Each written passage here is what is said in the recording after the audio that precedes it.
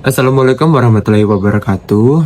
Perkenalkan, saya Muhammad Mahrusdani dengan NIM 25050360008. Pada kesempatan kali ini, saya akan membahas materi mengenai topik kerangka dan sitasi ilmiah. Yang dimana dari adanya topik dan kerangka dan sitasi ilmiah ini, saya berharap bahwa informasi yang saya berikan dapat digunakan oleh masyarakat dan juga teman-teman dalam mempelajari ataupun menerapkannya dalam kehidupan sehari-hari. Baik, lalu langsung saja kita lanjut ke materi. Baik, materi pertama yang saya akan bahas yaitu topik.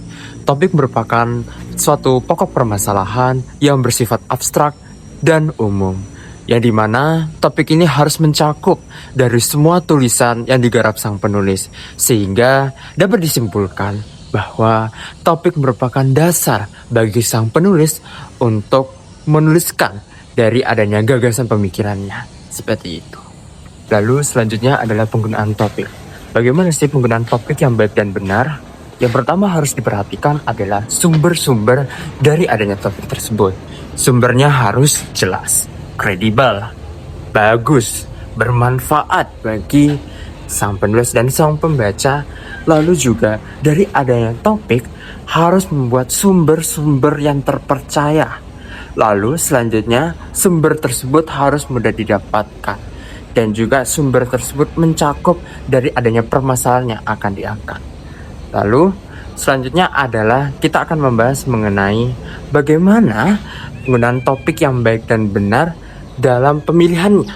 Pemilihan topik yang baik dan benar adalah topik tersebut baru, tidak terlalu konvensional, tidak terlalu formal, tetapi mencakup permasalahan yang memang akan dibahas. Selanjutnya, kita akan membahas mengenai tema. Tema merupakan gagasan utama dari suatu cerita ataupun teks, yang dimana dengan adanya tema ini menjadi pengarah bagi sang penulis untuk menulis dari adanya teks tersebut. Selanjutnya, kita akan membahas mengenai fungsi dari tema. Apa sih fungsi dari tema itu? Yang pertama adalah sebagai landasan utama bagi sang penulis untuk menulis ide ataupun gagasannya di teks. Yang kedua, sebagai pengarah dari sang penulis untuk menyampaikan ide atau gagasannya. Yang ketiga adalah sebagai penyatu dari adanya suatu antar kalimat dan antar paragraf.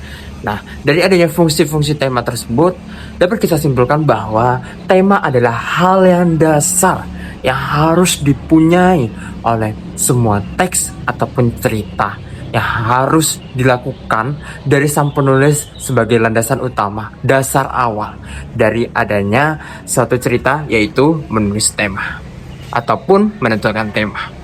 Kerangka merupakan satu hal pembagian dari adanya penyusunan dalam gagasan, yang dimana kerangka ini dibagi menjadi dua. Yang pertama adalah kerangka topik dan juga kerangka kalimat. Kerangka ini berisi dari gabungan huruf dan angka yang berfungsi untuk memadukan dari adanya gagasan-gagasan di suatu teks. Lalu selanjutnya adalah bagaimana cara kita membagi dari adanya kerangka-kerangka gagasan. Nah, caranya itu seperti ini. Yang pertama adalah gabungan huruf dan angka. Misal 1, bawahnya A. Lalu satu lagi, bawahnya A kecil dan lain sebagainya. Lalu yang kedua adalah angka Arab. Mana angka Arab ini ditandai dengan titik. 1, lalu 1.1, 1.1, itulah. Nah, dari adanya hal itulah kita dapat membagi gagasan untuk menyempurnakan dari adanya penulisan dan juga mengklasifikasikan dari adanya tulisan yang kita buat. Lalu selanjutnya kita akan membahas mengenai sitasi ilmiah. Nah, sitasi itu adalah unsur serapan dari bahasa Inggris yaitu citations.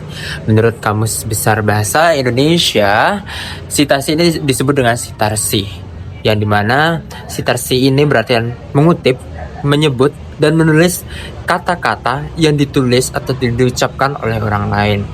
Dalam ilmiah, sitarsi ataupun sitasi ini sangatlah penting karena sebagai kajian objek bibliometri yang dimana digunakan dalam daftar pustaka ataupun penulisan-penulisan sebagai sumber referensi. Nah, hal ini akan mendukung dari adanya kredibilitas kajian ilmiah tersebut.